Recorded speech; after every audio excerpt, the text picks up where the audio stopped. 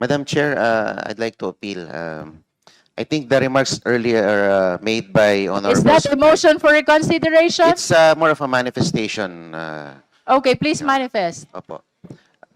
The the earlier remarks made by Honorable Suntay is an appeal for objectivity, impartiality, insofar as the proceedings of the Justice Committee is concerned.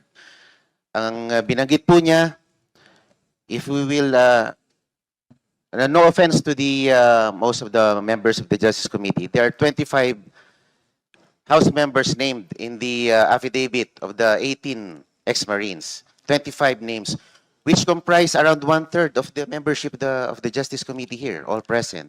The Honorable Marcoleta is likewise reminded to confine the manifestation to the relevancy of the current impeachment I proceeding. think it's very germane, ma'am, because we will, it boils down to the objectivity and impartiality of the members.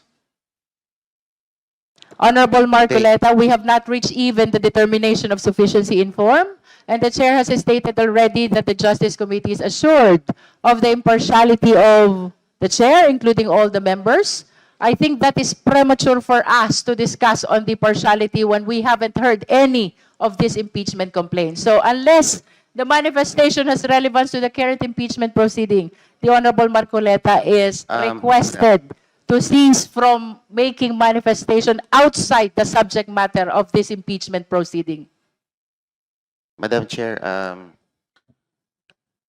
with due respect to the 25 members who were mentioned in the affidavit, Honorable Marcoleta, you're reminded by the chair already to confine to the subject matter of this impeachment proceeding.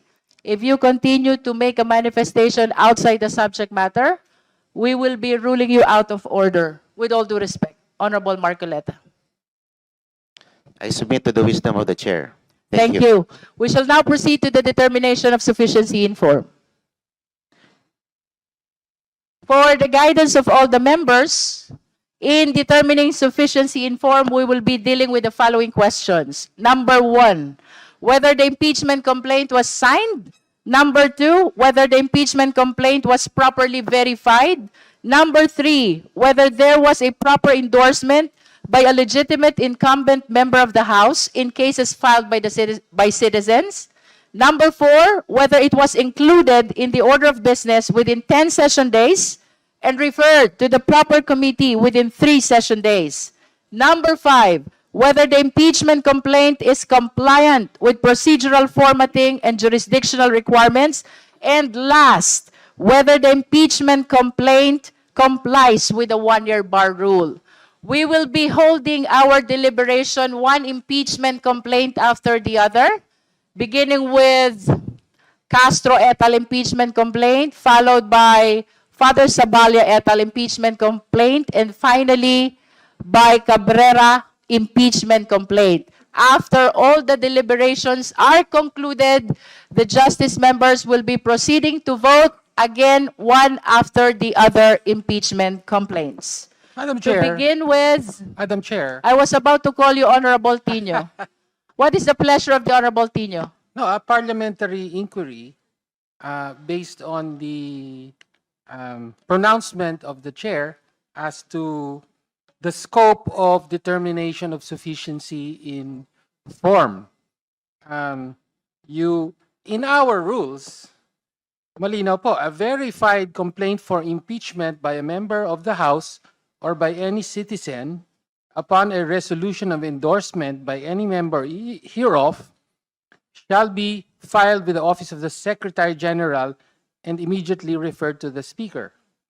An impeachment complaint is verified by an affidavit that the complainant has read the complaint and that the allegations therein are true and correct of his personal knowledge or based on authentic records.